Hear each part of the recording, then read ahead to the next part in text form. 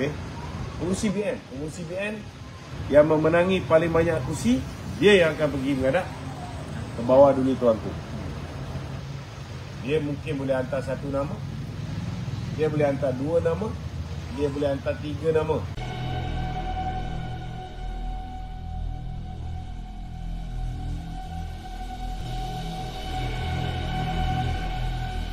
Alhamdulillah, akhirnya binaan perlembagaan UMNO telah pun diluluskan oleh Yang Amat Berhormat Perdana Menteri. Telah pun diluluskan oleh Yang Amat Berhormat Perdana Menteri. Jadi dalam arti kata lain, akhirnya Perdana Menteri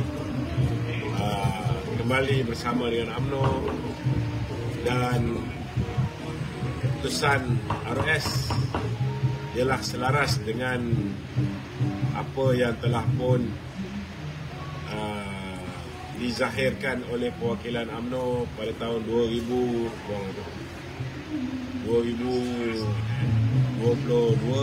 dan juga Pimpinan Agung Khas 2022. Jadi kita harap selepas ini fokus parti tidak lain tidak bukan ialah untuk berhadapan dengan pilihan raya, untuk berhadapan dengan pilihan raya, dan kita harap tidak ada lagi masalah-masalah seperti mana sebelum ni ada pihak yang masih lagi bercakap pasal nak buat pemilihan, ada pihak yang masih lagi bercakap tentang nak menangguhkan pilihan raya. Kita harap lepas ni tak ada lagi dah, tak ada lagi bunyi-bunyi macam tu.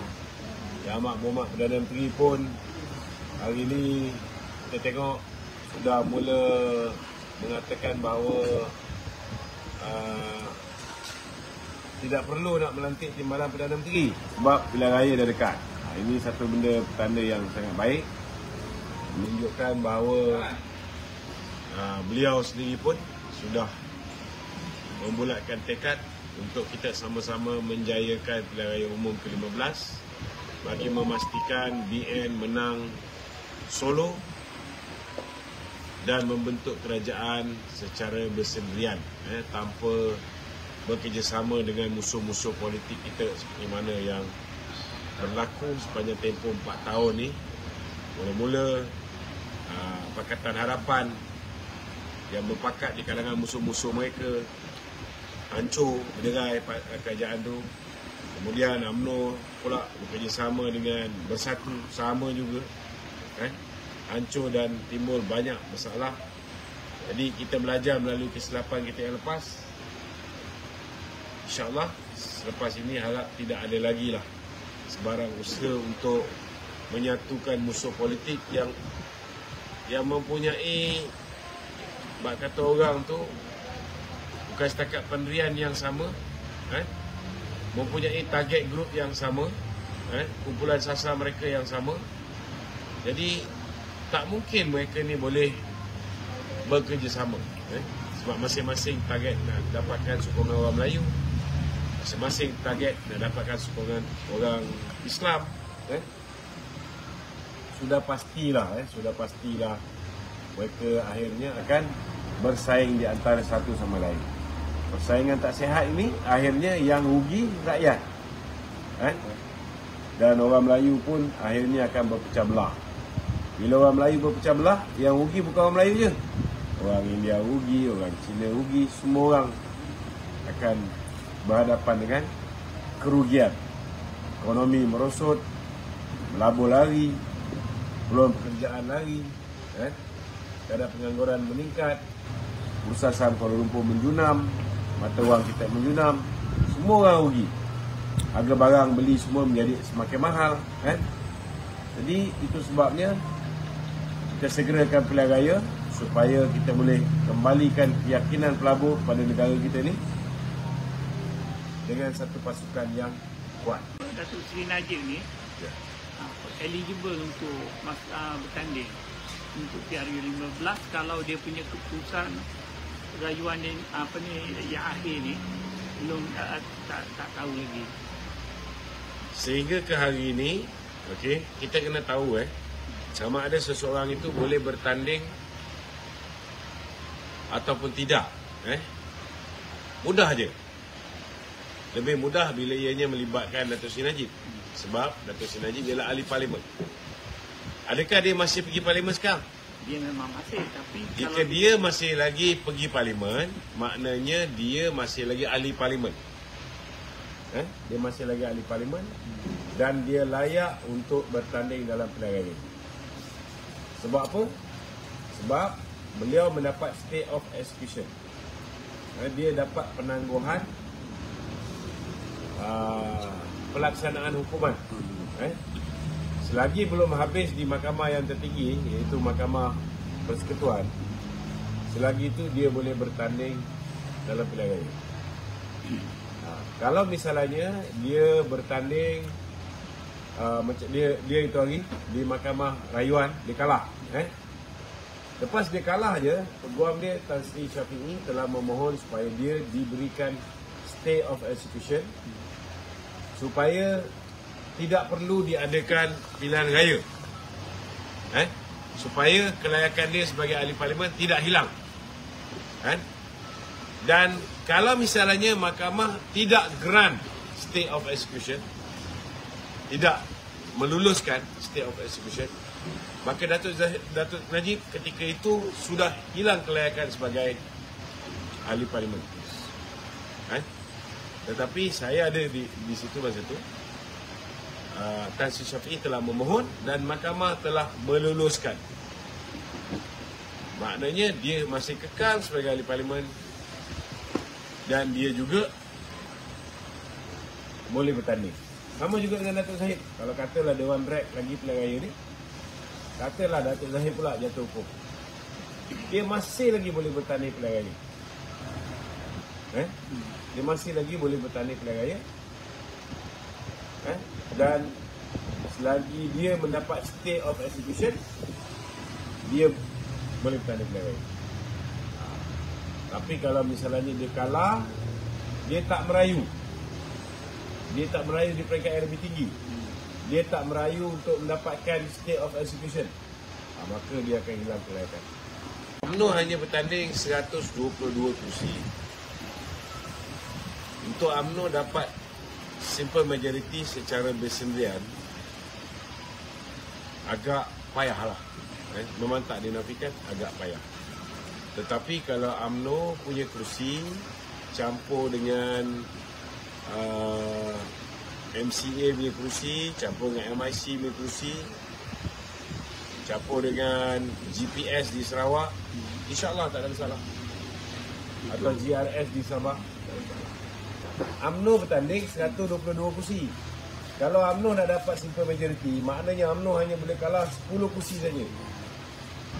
Kita sekarang ni, kita kena faham kita kena faham. Sekarang ni Presiden UMNO ialah pengurusi Barisan Nasional. Pengurusi Barisan Nasional. Bila Barisan Nasional menang lebih daripada 112 kursi, siapa yang akan pergi jumpa dengan baginda tuanku yang Tuan Agong? Presiden lah. BN kan? Pengurusi BN. Bukan Presiden UMNO, pengurusi BN. Kebetulan sekarang pengurusi BN ialah Presiden UMNO. Pengurusi BN yang memenangi paling banyak kursi, dia yang akan pergi menghadap ke bawah dulu tuanku.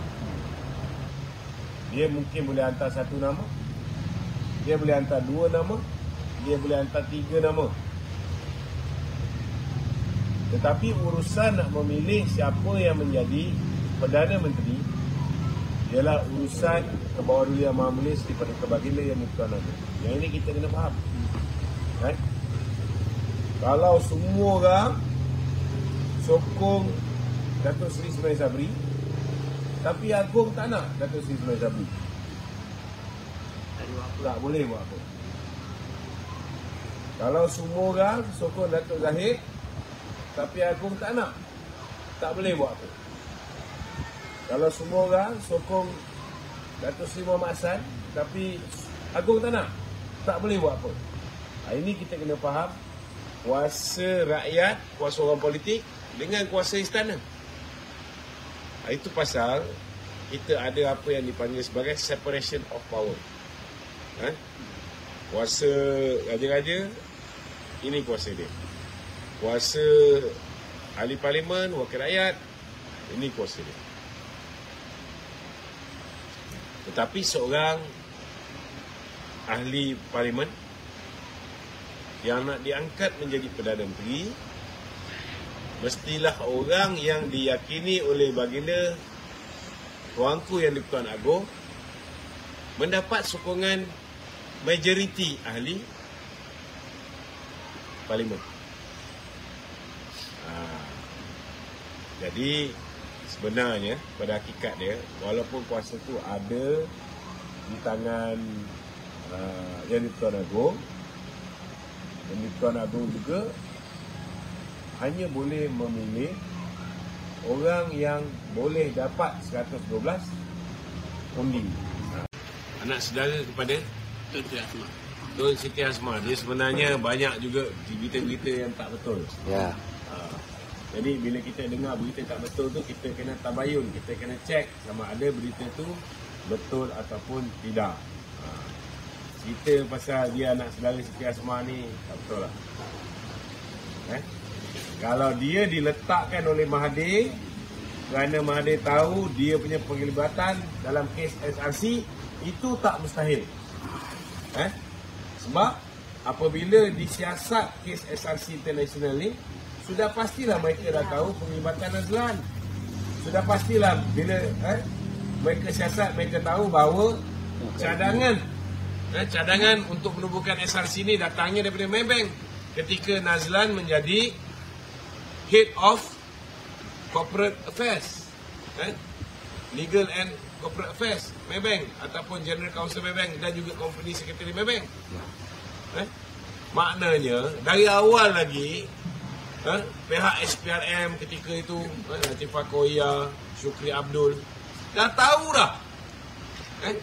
dah, semua sekali, termasuklah duit yang dibayar kepada Tan Sri Nur Muhammad Yaakob yang menerima 85 juta, termasuklah keluarga Zeti Akhtar Aziz yang menerima 715 juta, termasuklah duit yang diminta oleh Nick Faisal kepada Tim Lesnar 5 juta US dollar, termasuklah bila buku ledger, buku 35, bila Datuk Zahid dituduh, kita tanya kenapa Datuk Zahid terima dana ni, dikatakan rasuah, dia dituduh.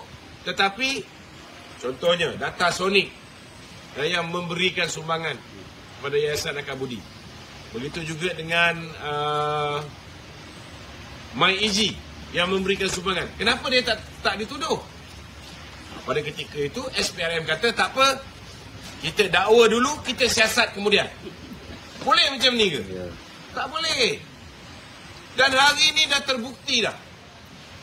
Muhyiddin terima, KJ terima, Hisham terima, Armizan budak Hisham terima, ini Amin Botak terima, Mahathir terima, melalui suami kepada anak saudara dia Yasmin, Tan Sri Rahmat, 2.6 juta.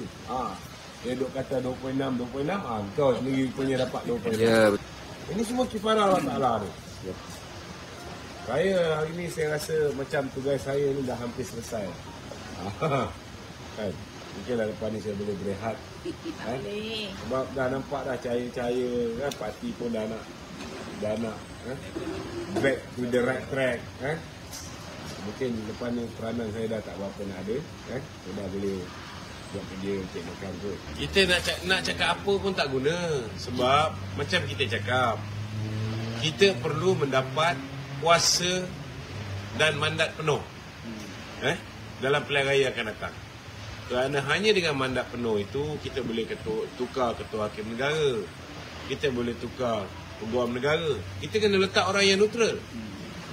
Kalau ketua hakim negara masih lagi lantikan pihak Tun Dr. Mahathir, sedikit sebanyak kita tengoklah kes Syed Saddiq. Perdana Menteri sudah menjadi Perdana Menteri daripada UMNO. Tetapi kes Syed Saddiq di awal pagi pembicaraan itu bertukar lagi hakimnya. Benda macam ni orang boleh berfikir. Kita tak membuat sebarang persepsi. Tetapi kenapa bertukar hakim? Sama seperti mana zaman PH pemerintah. Yang melepaskan Lim Guan Eng, Hakim Datuk Hadariah. Bila Mohsin memohon untuk diadakan semakan semula ke atas keputusan Hakim Datuk Hadariah, Hakim Datuk Abdul Karim ditugaskan untuk membicarakan semakan semula tersebut.